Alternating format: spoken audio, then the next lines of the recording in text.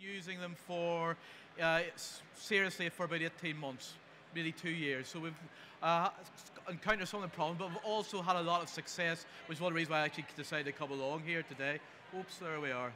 So, what's happening in the school and how to integrate it into your school.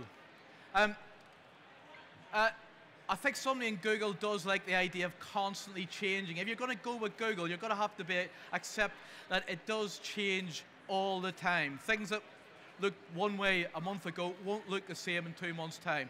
You might find that that's a wee bit too much to handle, in which case it's not for you. You'd be better staying with Microsoft Office and that sort of approach because you don't have so much to change. But the reality is that it does change all the time and you have to live with the consequences of that with staff.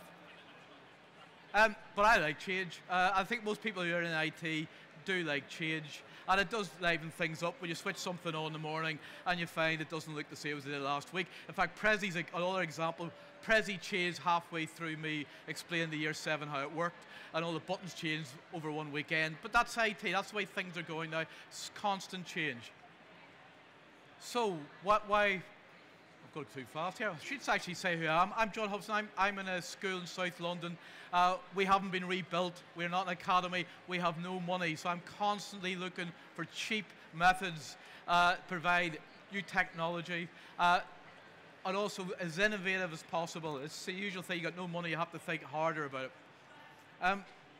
There's been lots of people coming today talking about the various apps. The key is the core apps are very straightforward to use.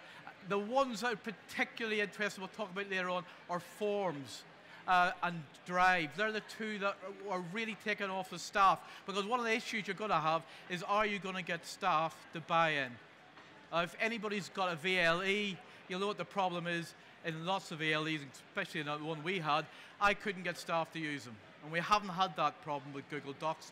People are interested in using them and actually come up with their own uses. So it's easy to pick up. The basic, the core apps like the word processing, Sheets, what have you, PowerPoint, they're basically, they're quite straightforward to pick up. But you've also got all the other apps up there. There's what, 400,000 apps up there. The advantage is you can then add these in to the mix that you've got on your system. Google Apps comes with its own control, so once you've signed up for it, you can actually easily control the use of the kids, what they say, what they're going to do with it. This is not the most difficult piece of administration software to use. It's actually reasonably straightforward. Oops, going around the wrong way. In this day and age, things have to be cross-platform.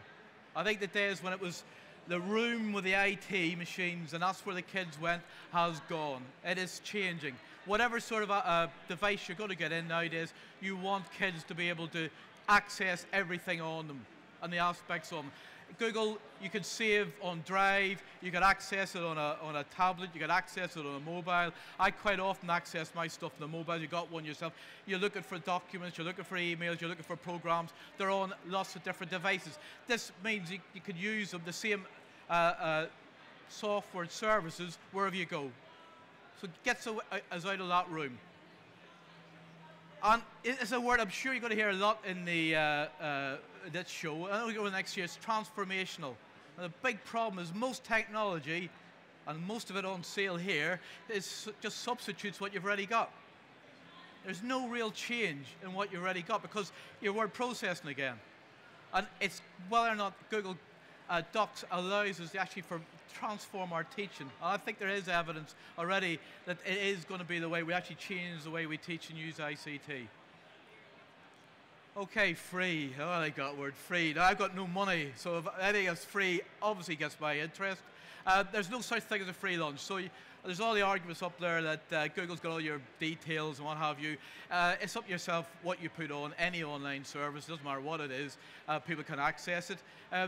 But I would point out that unlike certain other companies, very big companies are here, I have never received anything free from them in 20 years. I've paid them a lot of money, but I've never got anything free. So it is interesting of something free that is genuinely free.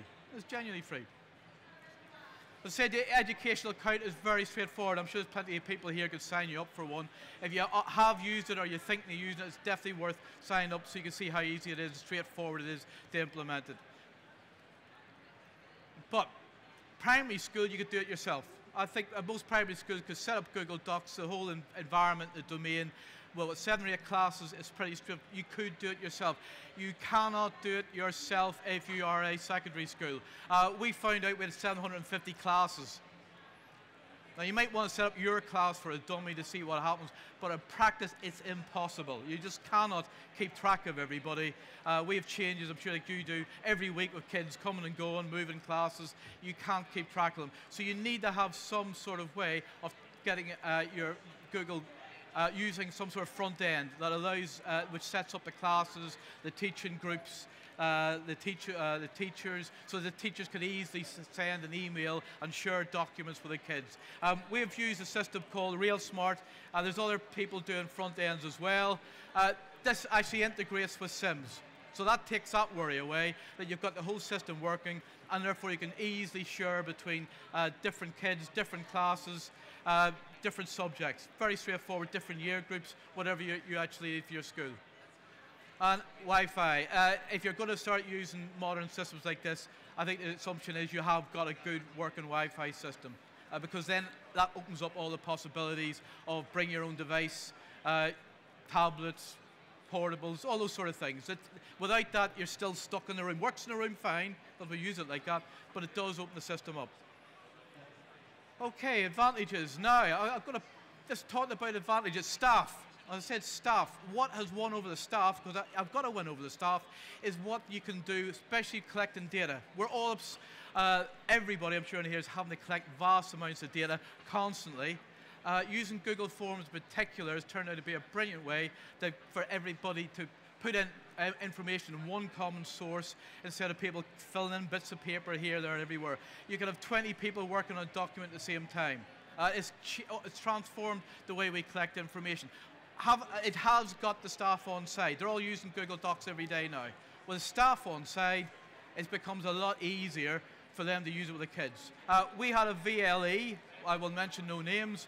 I had 6 people use it in 2 years because no one could see a use for it and no one could understand how it worked anyway.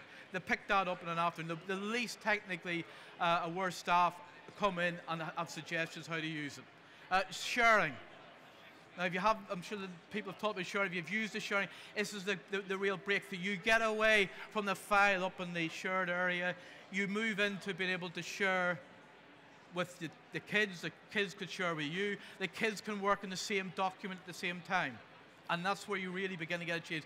Not one document, 4 kids in the same document works very well. It does seem to be the magic number 4. I think more than that it gets a bit confusing. But you get that a different way. This is where you get the change in the teaching. You got kids begin to work together far, far easier when they can share documents. You can you can collect documents easily. Again, sharing documents, it's very straightforward if you've got it set up to share with classes, with teaching groups, with pupils. So the kids are all very quickly picked up how to share. Once you're showing them, it's one of these things they just reuse in class after class. Professor Mitra, I'm sure he's wandering around somewhere at this show, and the idea of kids working on their own. And Google Docs really does seem to encourage that. You can leave one machine with 4 kids in a group, and you actually begin to see these sort of groups emerge that he's been talking about for years in the hole in the wall, that they begin to work and actually work better. They do begin to find stuff, and it's interesting how group dynamics works. We've been trying that out a lot, and we've seen a lot of success in that. Okay, comments. Now, we've got Ofsted want to see us commenting and everything. Feedback to the kids.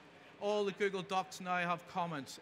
This is especially handy if you're doing English work, because you can put a whole row of comments down the side, and the kids then can actually incorporate those and improve them. And that's always been a problem. They don't look at the comments, they don't read the comments. This way round, they actually do read them and they do improve their work. So this is also having an impact. The dog doesn't get the homework anymore because, of course, they shared it with you at home, and the excuses of that go out the window. I'll just mention one thing called Flubaroo. If you do use it, if you have used it, it's one of those little piece of software that's lurking in Google's spreadsheets, whatever they call it this week. You can set up your own questionnaire, and in fact, I've just spoken to somebody there in Google who said the form is going to be improved. The sort of types of questions you'll be able to ask is going to be a lot more extensive than it currently is. But this is really brilliant for like end of class recaps, get the kid to test their knowledge, run a little test. The beauty of it is you don't have to mark it. It takes about 2 minutes to run it through sheets. It marks it. It gives you a nice percentage for every kid. It gives you a nice little pie charts of who got what wrong. It also picks out which questions they didn't get right, which ones you haven't taught well, in other words. It's really a lot of information. It's a very easy way to incorporate a bit of learning, a testing of learning in your lessons. So if you are using it, please have a good look at Flubaroo. All right, Chromebooks. We got Chromebooks in. We didn't get iPads in. We didn't get tablets in because I can't type on tablets that well. I can actually in those. And realistically, a lot of the tasks that teachers want to do need a keyboard. All right, I'm not knocking tablets because they are getting them in, but Chromebooks looked as if they would be a far easier solution to some of the problems I've got. So I went in the first class. Within 2 minutes of handing them out, everybody was online.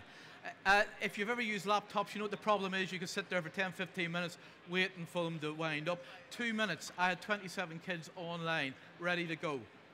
So that was a good start. And of course, that's advantage if you're trying to get kids engaged in their classroom. We're not in an IT room, we're in their classroom. Within 5 minutes, they'd stopped playing around with it. And that's a shock with some of the kids I teach. They'd all found that YouTube worked, that we couldn't block it, and then they lost interest in that, and they started using YouTube in the task they were doing. And it became a tool. We always talk about IT should be a tool in the classroom. Definitely, as regards Chrome, it did become a tool. But here's where you get to say, is it transformational? The teachers then started, within 2 lessons, started to change the way they set up the groups. This is where they start getting away. A machine each? No, we get 1 machine for 2 or 3 kids. We don't need that. They began to change the way they teach. I didn't ask them to do it. They just started changing. You can see the different ways. Having machines in the room was having a change in the sort of teaching methods they could use. But it's not to do with Chromebook. If you've noticed this, every IT device that has ever come out is going to transform teaching. And I've been doing it for 20 years, and none of them have ever transformed teaching. They've been very interesting to play around with. And the reality is, it's actually getting the machines in the classroom with something that's interconnected and easy to use that they've used somewhere else. It's not brand new. That's actually what the key is. We've got the same reaction from our kids using Chromebooks that people say they're getting from Surface, that they're getting from iPads. It's got nothing to do with the device. It's what they're doing with the device. And what we're finding, especially with Chromebooks, because everybody is used to using Google Docs, then they find that they immediately can use that device using Google Docs and easily integrate it in the classroom. So it has been very much, in our school, it's been a win-win that has not cost us very much money, to be perfectly honest, but the vast majority of staff are now using them, and the kids. And that's it. Okay, thank you very much.